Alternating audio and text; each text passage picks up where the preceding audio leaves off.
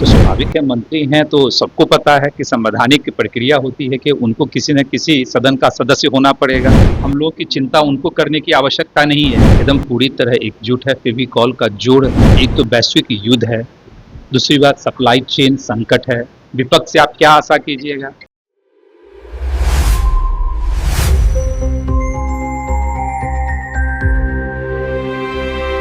देखिए, एमएलसी चुनाव होने हैं और इस चीज़ को लेकर चर्चाएँ काफ़ी तेज़ हो चुकी है और हमारे साथ माधव अनंत है जो कि आरएलएम से विधायक हैं और ये चर्चाएँ चल रही है कि कौन आरएलएम से एमएलसी सीट लेगा, क्योंकि दीपक प्रकाश मंत्री बने हैं और उन्हें अभी किसी भी ना एमएलए सीट से है ना ही एमएलसी सीट से है। ऐसे में जब इनसे सवाल किया गया तो क्या कुछ कहा है आपको सुनवाने की कोशिश करेंगे मीडिया से बातचीत के क्रम में। तो सुनिए क्या कुछ कहा है माधव अनंत ने।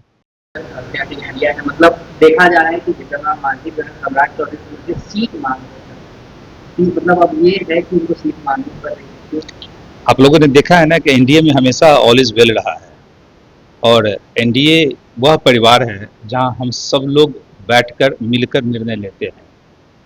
एनडीए के सभी घटक दल, शीर्ष नेतृत्व जो भी निर्णय लेंगे, कौन सी पार्टी को एमएलसी सीट मिल रहा है नहीं मिल रहा है, वो एनडीए के शीर्ष नेतृत्व तय करते हैं और बहुत जल्दी ही एनडीए के शीर्ष नेतृत्व तय करेंगे और निश्चित रूप से हम लोग उस जीत को सुनिश्चित करेंगे। दीपक प्रकाश अभी किसी भी सदन के सदस्य नहीं, मंत्री, और देखा जा रहा है कि उपेंद्र कुशवाहा मिले हैं, तो क्या लगता है इस बार दीपक प्रकाश को सीट मिलेगी? मैंने पहले ही कहा, जहां तक एमएलसी का मामला है, एनडीए के शीर्ष नेतृत्व बैठकर जैसे तय करेंगे। निश्चित रूप से दीपक प्रकाश जी मंत्री हैं तो स्वाभाविक है, मंत्री हैं तो सबको पता है कि संवैधानिक प्रक्रिया होती है कि उनको किसी न किसी सदन का सदस्य होना पड़ेगा। अब सदन का सदस्य होना पड़ेगा तो विधानसभा का तो चुनाव नहीं होना है अभी, तो विधान परिषद का ही रिक्त सीट पे हो रहा है, तो निश्चित रूप से एनडीए के शीर्ष नेतृत्व इस पर तय करेंगे।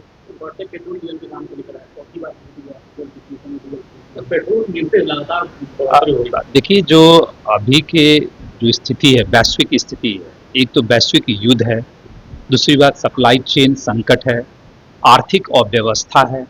इस सभी चीज के कारण जो है सभी देश इससे प्रभावित हो रहे हैं और सप्लाई चेन संकट एक ऐसा चीज है जहां जितनी मात्रा में हम लोगों को पेट्रोल डीजल चाहिए था, इवन क्रूड ऑयल चाहिए था, वो नहीं आ पा रहा है। सबको पता है, ईरान का हो, अमेरिका का हो, इजराइल का हो, रशिया का हो, इन तमाम जगहों के कारण अंतर्राष्ट्रीय स्तर पे सब देश प्रभावित हो रहे हैं और भारत भी उससे अछूता नहीं है। तो भारत भी निश्चित रूप से प्रभावित हो रहा है। फिर भी हमारी अर्थव्यवस्था, अभी भी मैं कह रहा हूँ, एक अर्थशास्त्री होने के नाते राजनीति से ऊपर उठकर आदरणीय प्रधानमंत्री जी के नेतृत्व में भारतीय अर्थव्यवस्था सुरक्षित है और देश सुरक्षित है। निश्चित रूप से कठिनाइयां हैं और सरकार का हिस्सा होने के नाते हम लोग चुनौतियों को ढकने का काम नहीं करते हैं, चुनौतियों से कैसे सामना किया जाए इसके लिए हमेशा समाधान निकालने की कोशिश करते हैं। तो मुकेश सहनी ने कहा कि सरकार को चुनाव से लेना नहीं है, उसके बाद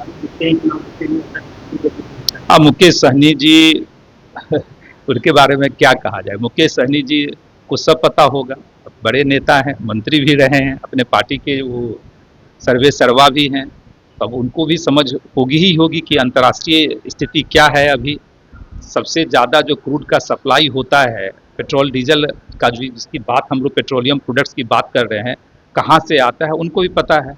लेकिन राजनीति करनी है, विपक्ष के लोग हैं तो स्वाभाविक है, विपक्ष की लोग सत्ता पक्ष के जो है स्वर में स्वर तो मिला के नहीं बात करेंगे, तो कुछ बातें बोलनी है तो लोग बोल देते हैं, उसको तवज्जो देने की आवश्यकता नहीं है। सर, राहुल गांधी साफ कह रहे हैं, आप कह रहे हैं कि एनडीए के जो भी नेतृत्व में भारत आगे बढ़ रहा है, तो राहुल गांधी कह रहे हैं कि भारत विनाश की ओर जा रहा है एनडीए के नेतृत्व। मैंने पहले ही कहा, विपक्ष से आप क्या आशा कीजिएगा कि आदरणीय प्रधानमंत्री जी के सुर में सुर मिलावे, और वो भी राहुल गांधी जैसे नेताओं से जो जिनको कितनी जानकारी है, सबको पता है, कई बार एक्सपोज हो चुके हैं।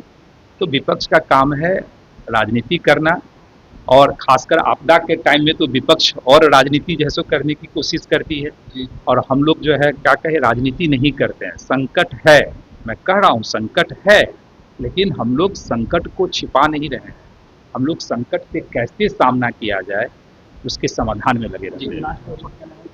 राहुल गांधी ने कहा है कि जैसी स्थिति अभी है, एनडीए एक कानूनी ऊपर विफल हो। हम तो पहले ही स्टार्टिंग में ही आप लोगों ने कहा कि एनडीए जो मेरा परिवार है एकदम पूरी तरह एकजुट है, फेविकॉल का जोड़ है, जो कहीं से कोई एक व्यक्ति भी उधर उधर नहीं हटने वाला है।